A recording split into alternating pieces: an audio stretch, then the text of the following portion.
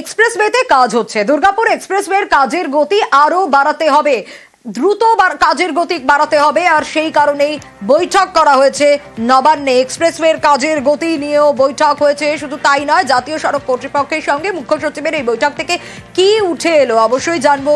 এক্সপ্রেসওয়ের কাজের গতি বাড়াতে নবান্নে এই বৈঠক হয়। এই বৈঠক থেকে কি উঠে এলো, কি নির্দেশ দেওয়া হলো, আরো ডিটেল জানাতে পারবে অভিজিৎ রয়েছে আমার সঙ্গে। অভিজিৎ, নবান্নে কোনা এক্সপ্রেসওয়ের কাজের গতি নিয়েও বৈঠক হয়, কি কি উঠে এলো এই বৈঠক থেকে, কি নির্দেশ দেওয়া হলো, কতদিনের মধ্যে শেষ করতে হবে এই কাজ?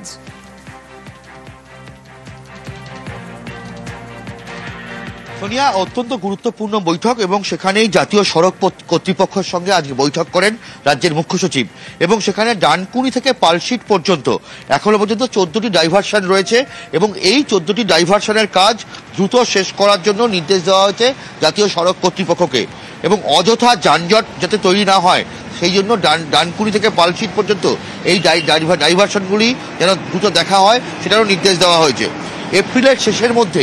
এপ্রিল মাসের শেষের মধ্যেই এই 14টি যে ডাইভারশন তার কাজ যেন পুরোপুরি শেষ হয় সেটা সে কথা আশা প্রকাশ করেছে জাতীয় সড়ক কর্তৃপক্ষ।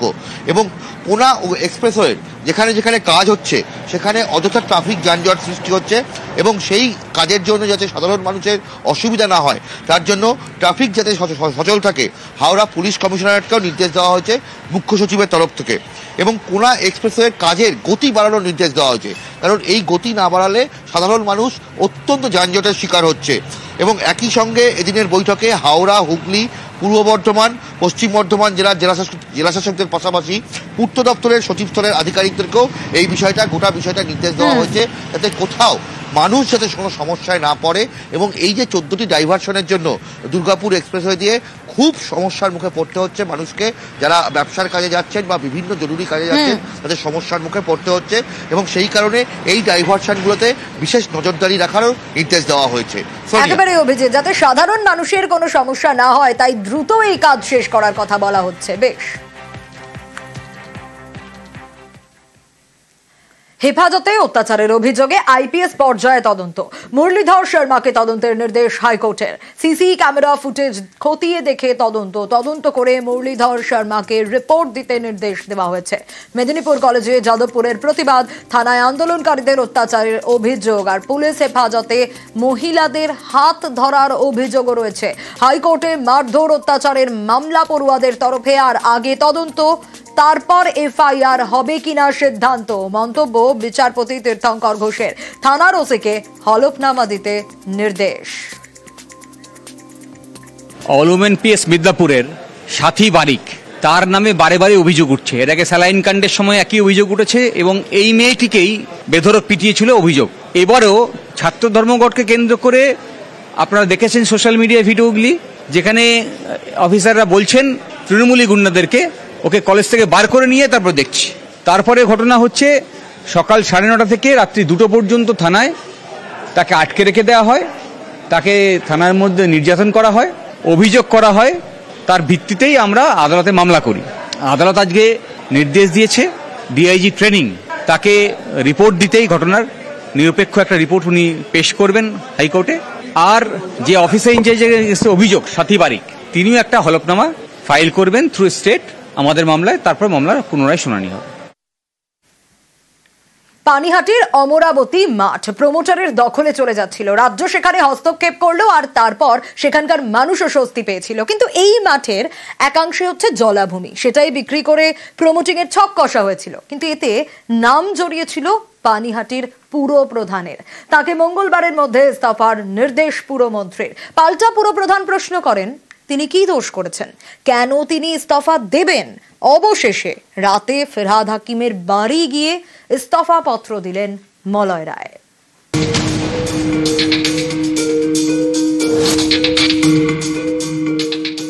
পদত্যাগপত্র তো আমি নেওয়ার কেউ না, এসডিও নেবেন। উনি একটা ইচ্ছা প্রকাশ করে দিয়েছেন আমাদের। পদত্যাগপত্র পাঠিয়ে দিয়েছেন? অবশ্যই। কোথায় পাঠাবেন? মন্ত্রীকে দিয়েছি, এসডিও কে কালকে দিয়ে দেবো। অমরাবতী মাঠ অনেকে বলেন সোদপুরের ফুসফুস। এই মাঠেই জমি হাঙরদের নজর, মাঠের একাংশ বিক্রি করে প্রমোটিং এর ছক। এই ঘটনায় নাম জড়ায় পানিহাটি পুরসভার চেয়ারম্যান মলয় রায়ের। বিষয়টি নজরে আসতেই কড়া মুখ্যমন্ত্রী অমরাবতী মাঠ অধিগ্রহণ করার নির্দেশ দেন। এরপর মঙ্গলবার পানিহাটি পুরসভার চেয়ারম্যান মলয় রায়কে ফোন করেন পুরমন্ত্রী ফিরহাদ হাকিম। এদিনই তাকে পুরপ্রধানের পদ থেকে ইস্তফা দেওয়ার নির্দেশ দেন। মুখ্যমন্ত্রীর সোজা হিসেব কোনো অন্যায়কে প্রশ্রয় দেবেন না। ক্যাবিনেটেও বারবার বলেছেন, উনি অন্য সময় বারবার আমাদের দলীয় সভায় বলেছেন, কোনো অন্যায়কে প্রশ্রয় আমাদের মুখ্যমন্ত্রী মমতা বন্দ্যোপাধ্যায় দেন না। দলের মধ্যে যারা বিশেষ করে মিউনিসিপ্যালিটি চালাচ্ছেন, পঞ্চায়েত চালাচ্ছেন, তাদের এই বার্তাটা পরিষ্কার হওয়া উচিত। মানুষ কি চাইছে, কোনটা ঠিক কোনটা অন্যায়, এটার নির্বাচনের জ্ঞান প্রত্যেকটা জনপ্রতিনিধির হওয়া উচিত। কবি হাকিম ফোন করেছিলেন এবং তিনি একটা রিকোয়েস্ট করেছেন। মুখ্যমন্ত্রীর একটা মেসেজ গেছে, SMS গেছে, তাতে মুখ্যমন্ত্রী চান পদত্যাগ করার জন্য। এখানে আমি বলেছিলাম কোন কারণে আমাকে ছাড়তে হবে এটা আমি জানতে চেয়েছি এবং আমি এটা মুখ্যমন্ত্রীর কাছ থেকেও জানতে চেয়েছি। আশা করি সদুত্তর আমি পাবো।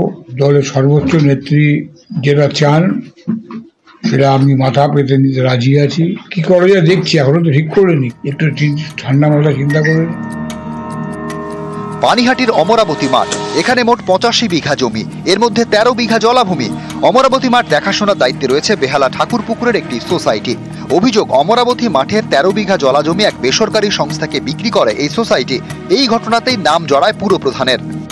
1939 সালে আমরা এই জমিটা কিনি ব্রজকিশোর দত্তর কাছ থেকে আনুমানিক 35,000 টাকায়। আমরা লিখিতভাবে জমা দিই পুরো প্রতিনিধি তথা কাউন্সিলর তথা ওখানকার chairman Panihati municipality mister Malay রায়ের সঙ্গে কথা বলি, ওনাকে ডকুমেন্ট সাবমিট করি।